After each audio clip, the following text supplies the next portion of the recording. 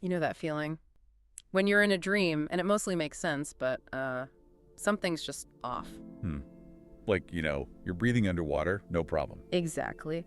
Or maybe the furniture in your old house is all wrong, that little flicker, that sense of, wait a minute. That's kind of the gateway, right, to lucid dreaming. Precisely, that moment of awareness within the dream. And not just awareness, but the ability to actually, think clearly, maybe even influence what happens next. Yeah, and what's really amazing when you dig into it is this isn't some, new fad from a psych lab. Not at all. It's fascinating, really. Across so many cultures, different times, this idea of being conscious in your dreams. Yeah. It's been seen as this powerful inner tool, almost like a key, you could say. A key, yeah. And our sources for this deep dive, especially this text, Why Indeed Kush, they really paint a picture of this being tied into, ancient wisdom, modern thought, the whole package. We're talking potential for real self-discovery here. Yeah. Tapping into creativity you didn't know you had, even emotional healing or, spiritual growth. It makes you pause, doesn't it? Thinking about all those hours we spend asleep, like maybe a third of our lives. Roughly a third, yeah. And a good chunk of that dreaming. Yeah. So if you could use that time, reclaim it for growth, that's huge. Huge potential. And now modern science is actually starting to, confirm this, calling it a hybrid state. Exactly, a hybrid state of consciousness. It's like neuroscience is finally catching up, providing evidence for what some ancient traditions seem to have understood intuitively for centuries. It bridges that gap. Okay, so let's unpack some of that history, because it's kind of mind-blowing how widespread this is. It really drives home that this isn't just some weird niche thing. Oh, absolutely. The fact that it pops up everywhere suggests it's like fundamental human potential, not just a cultural quirk. Take the Eastern traditions, Tibetan Buddhism, for example, Dream Yoga, or Malam. Right. Our source mentions Padmasambhava back in the 8th century. He saw it as one of the 6 yogas, a direct path toward, enlightenment. Whoa! So not just, hey, I realized I was dreaming. This is serious spiritual work. Deeply serious. The ultimate goal they talk about is this day and night yoga. Continuous clear awareness. Waking, dreaming, blurring the lines. Unbroken awareness. Yeah. And the Tibetan Book of the Dead. It even connects dream training to preparing for death. The idea being that the transitions after death, the bardo states, are sort of like dream states, fluid, shifting. Training in dreams helps you navigate that. Wow. That's profound. And it wasn't just Tibet, right? Ancient Egypt had something going on too. They did. Dream incubation. People would go to these temples like Imhotep's. Right, I've read about that. And sleep in special dream chambers, they call them the abaton, hoping to get guidance or healing straight from the divine in their dreams. So they were actively trying to have meaningful dreams. Absolutely. Priests were involved, using incense, chants, rituals, trying to guide the dream. They saw dreams as actual bridges to the afterlife, to other dimensions, not just random brain noise. A completely different view of reality. And Greece, too. Temples of Asclepius. Yep. Centers for dream healing. They even had a word for it. Enquemesis, sacred dreams. And our source flags, Aristotle's On Dreams. Possibly the earliest Western mention of someone realizing, hey, I'm dreaming? Just a flicker, maybe, but it was there. Early awareness. Exactly. Not a full system like dream yoga, but he noticed it, that self-awareness in the dream state. Okay, let's swing back east. Taoism. They saw dreams differently again, right? Like the spirit leaving the body. That was one view, yes. And they had meditation techniques like guarding the one or visualization, aimed at maintaining consciousness continuity, keeping that thread of awareness going, even into sleep and dreams. Sounds familiar, like some modern techniques almost. There are definitely parallels. Maintaining awareness is a theme. And you have to mention Zhuangzi's butterfly dream. Oh yeah, the classic. Am I a man dreaming I'm a butterfly? Or a butterfly dreaming he's a man. Exactly. It perfectly captures that philosophical puzzle. The slippery line between dream and reality. What is consciousness, really? Makes you question everything. It really does.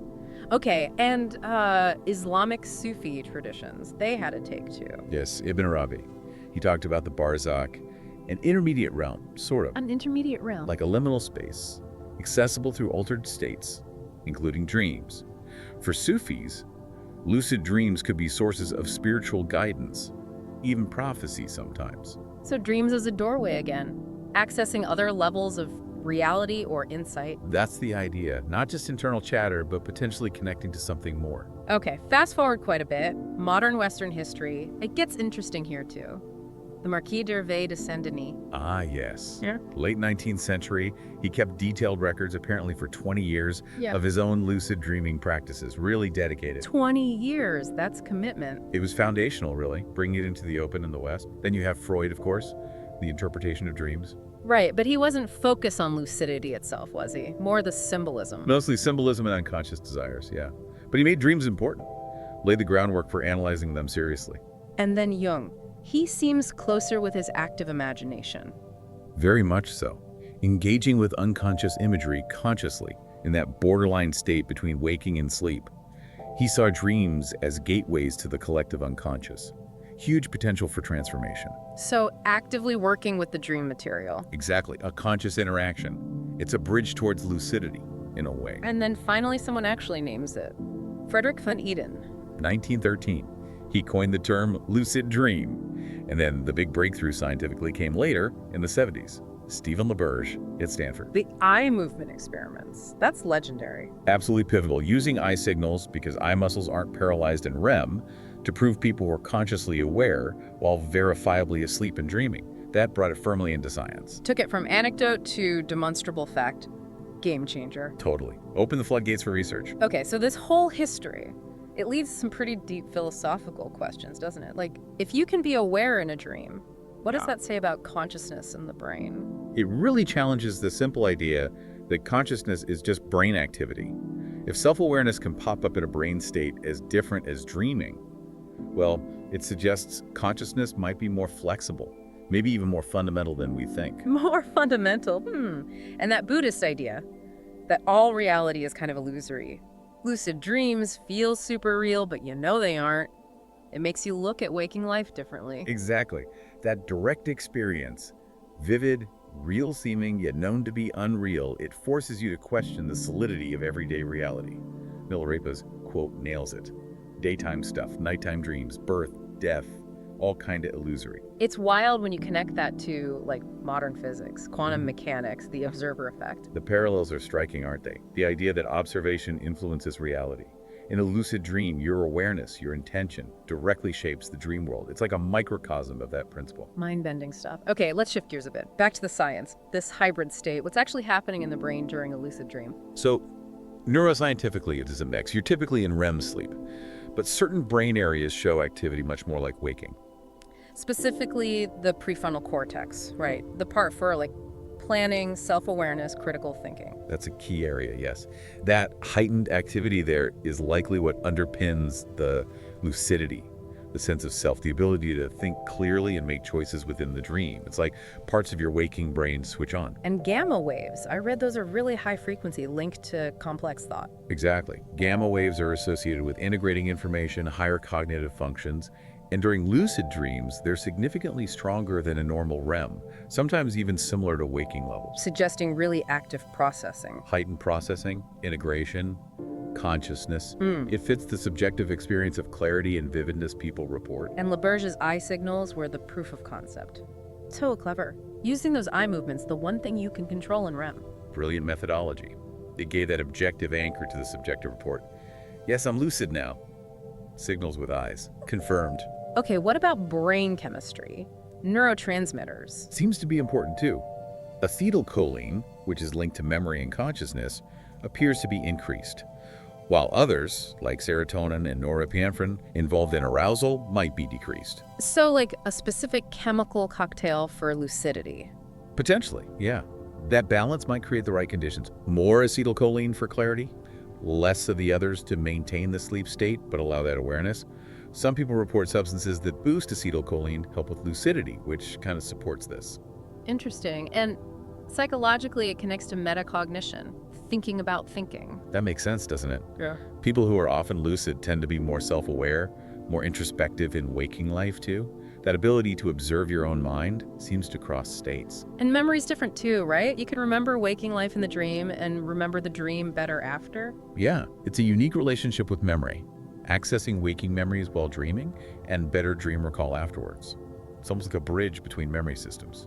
Offers a unique window into how memory works, maybe. Our source mentions stages of lucidity, like starting with just a suspicion. Right, pre-lucid, something's weird here. Maybe doing a reality check. Then basic lucidity, knowing you're dreaming, but maybe not much control. Yeah, still mostly carried by the dream's flow. Then active lucidity, participating, changing things, maybe even flying. Getting more involved, yeah. Yeah. Consciously directing things. All the way up to super lucid. Complete control, vivid detail, using it for problem solving. Right. Stable, detailed, feeling more real than real sometimes. Yeah. And even potentially beyond duality, transcending that dreamer-dream split, non-dual awareness. Wow, quite a spectrum. And the creativity link. You hear stories like Mendeleev and the periodic table. Well, REM sleep itself, where lucidity often happens, is known for fostering creative connections. Your brain makes links it might not make when awake, less analytical filtering. Right brain activity up, left brain analysis down. Something like that. Creates a fertile ground for novel ideas, insights, those aha moments. Think Kekulé and the Benzene Ring, or Paul McCartney hearing Yesterday. Incredible. So the neuroscience suggests consciousness isn't just tied to one brain state. Maybe it's more fundamental. It definitely pushes in that direction. If consciousness can manifest clearly in a state as different as lucid dreaming, it suggests it's not just a product of normal waking brainwaves. It resonates with those non-dual or panpsychist ideas we touched on. Consciousness as a basic property. Which brings us beautifully to this idea of inner alchemy, transforming dreams. Yeah, I love that metaphor. Taking the raw material of unconscious dreams and consciously transforming it, like turning lead into gold, but psychologically. Into self-understanding, healing, creativity. Exactly. It's about working with the stuff that usually just runs on autopilot in dreams. And the core process seems to be about integrating fragmented parts of ourselves. Jungian ideas, maybe. Dream characters as projections. Precisely. In normal dreams, those projections, those unintegrated bits, just play out. Lucidity lets you turn and face them, interact with them consciously. It's a powerful path to integration, to wholeness. Okay, so let's look at the dimensions of this transformation. Emotional healing sounds huge. Using the dream as a safe space. Definitely. Imagine a recurring nightmare, maybe being chased. In lucid dream, you can stop, turn around, face the pursuer. Ask it what it represents. Instead of just running. Right. It's not about escaping the fear, Mm. but understanding it, relating to it differently. Research shows this can be really effective for PTSD, reducing nightmare distress. You're engaging with the psychological content directly. That's powerful. Then creative transformation, using that dream perspective for problem solving. Yeah, tapping into that fluid associative thinking. You can pose questions to the dream, explore scenarios without real-world limits, maintain rationality, but access different ways of thinking. Think Christopher Nolan and Inception, reportedly inspired by his lucid dream. And it can spill over into waking creativity too, make you more questioning maybe. It can foster that flexibility, questioning reality, holding contradictions. That definitely helps with innovative thinking. Identity transformation, that's a deep one. Challenging our fixed sense of self. By experiencing yourself as different things in dreams, different people, different forms, you can start to see how your everyday self is also kind of a construct. Less fixed than you think. Like the Tibetan idea of impermanence, loosening that attachment to me. Exactly. Seeing the self as more fluid, less solid, reducing ego attachment. And consciousness continuity, breaking down the waking dreaming divide, like that day and night yoga. That's a more advanced practice, Yeah. yes. Cultivating awareness that flows seamlessly between states. Some traditions even aim for awareness in deep, dreamless sleep, transcending ordinary limits. Wow. Okay, collective unconscious, Jung again. Accessing shared human stuff through dreams. People report encountering archetypal figures, the wise old man, the animum animus or universal symbols, geometric patterns, feelings of cosmic unity across cultures. It suggests tapping into something deeper, shared. Shared human patterns. And the energy aspect. Eastern ideas of dreams replenishing ki or prana. Yeah, Taoist or yogic views see dreams as vital for energy. Lucid dreaming could mean consciously directing that energy flow, potentially boosting vitality. Is there any modern evidence for that? Some preliminary research suggests positive lucid dreams might correlate with better parasympathetic activity. The rest and digest system, maybe lower inflammation, better sleep quality. Early days, but interesting. Very. Okay, last one here. Inner alchemy of reality creation. This sounds big. How consciousness shapes reality. This is where it gets really profound. In a lucid dream, you experience directly. Thought becomes experience. Intention manifests. It's undeniable. Mind creates reality right there. Exactly. And that experience inevitably makes you ask, how much does this apply to waking life? How much do my beliefs, my expectations, shape what I perceive as objective reality? Connects to the observer effect again, or Wheeler's participatory universe. It provides a subjective experiential parallel to those ideas. You feel yourself participating in creating your reality in the dream. Powerful stuff. Okay, theory is fascinating, but how do we actually do it? People listening are probably thinking, all right, how do I get started? Let's talk techniques. Right, the practical side.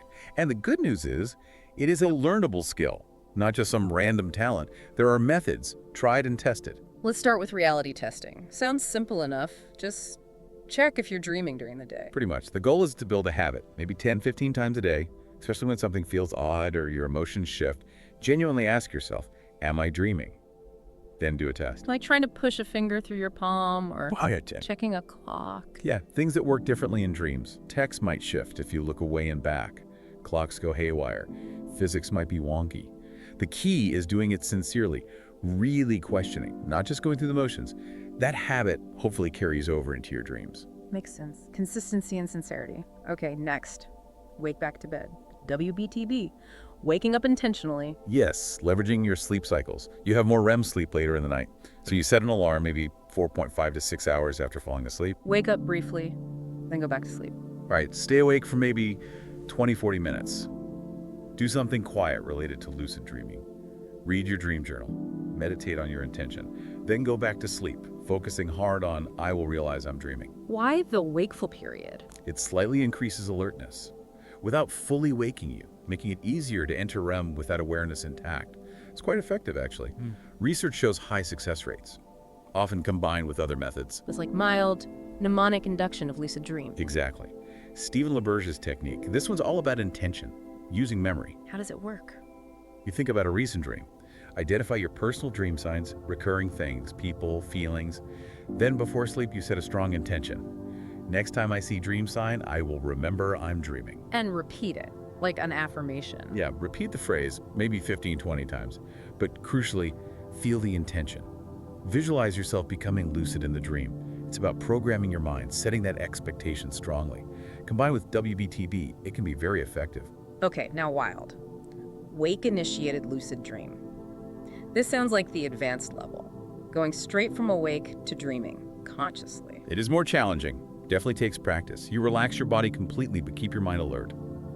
As you drift towards sleep, you'll likely hit the hypnagogic state. Strange sounds, lights, sensations. Exactly. The key is to observe them calmly, without fear, without losing focus. Then, as a dream scene starts to form, you gently step into it, maintaining awareness. Sensory anchoring, like imagining rubbing your hands. That can help stabilize your awareness during the transition. Beginners might encounter sleep paralysis, feeling pressure, hearing sounds, feeling a presence. It's normal, part of the process. Calm observation is crucial. Don't panic. Right, stay calm. It sounds intense but rewarding if you manage it. Very. A direct entry. Okay, last induction technique, external cues. Using gadgets.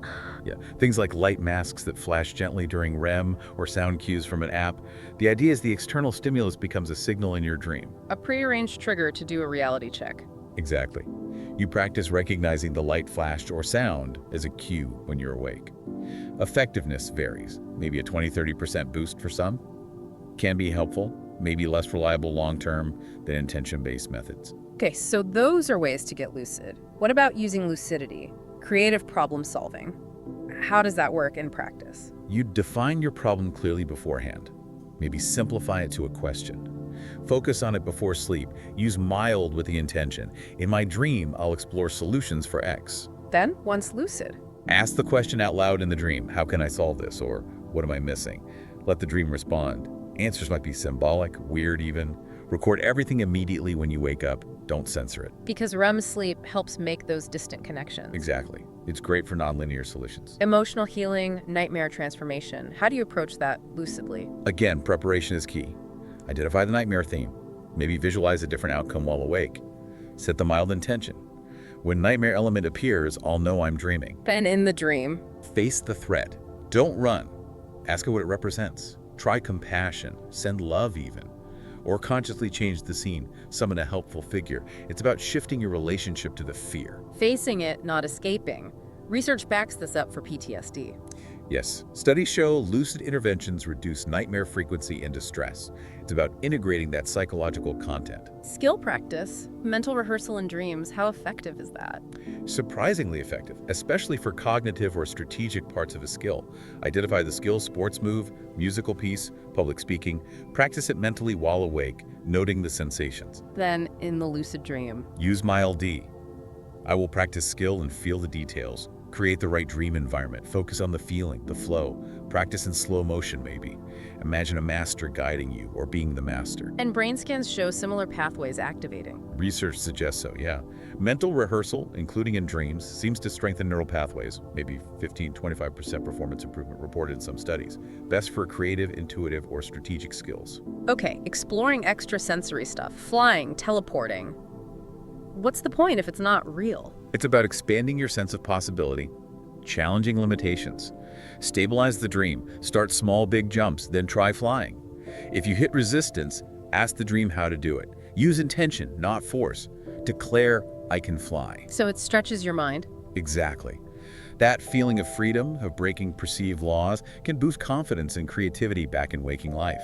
It challenges your ingrained beliefs about what's possible. Dialogue with the unconscious, talking to dream figures. Yeah, similar to Jung's active imagination, but potentially more vivid.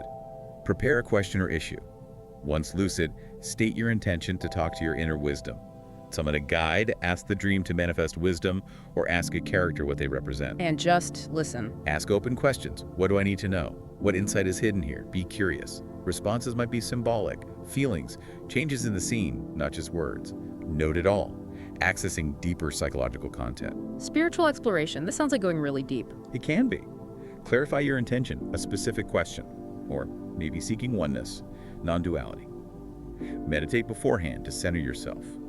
In the lucid dream, stabilize, maybe look upwards, state your intention.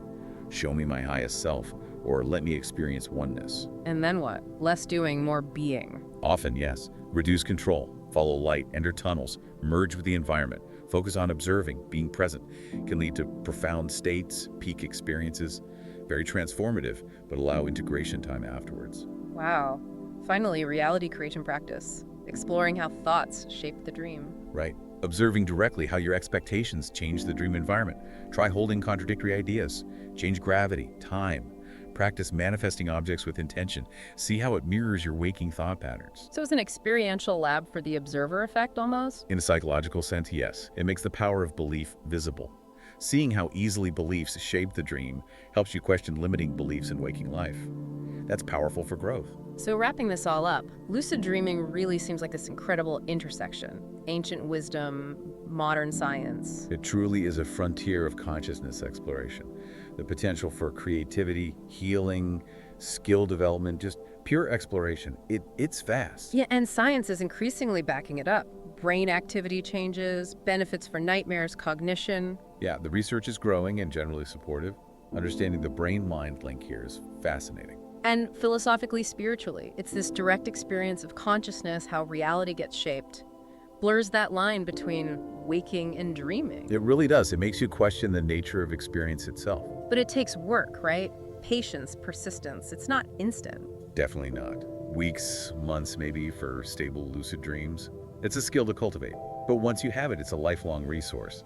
Creating a personal practice plan is key. And the biggest takeaway might be how it changes your view of waking life. Seeing how thoughts and beliefs shape everything. That profound metacognitive shift. Yeah. That might be the most enduring gift. Realizing how much you participate in creating your experience, dream or waking. So for listeners intrigued, the invitation is there. Start simple. Dream journal, reality tests, set intentions. Be your own explorer, your own inner alchemist. See what you discover in the universe of your own mind. Share experiences, connect with others on the path. So we'll leave it there. A final thought. May you awaken within your dreams. And realize the wisdom of those dreams in your waking life, because ultimately, asleep or awake, that capacity for awareness, for conscious creation, it's already within you.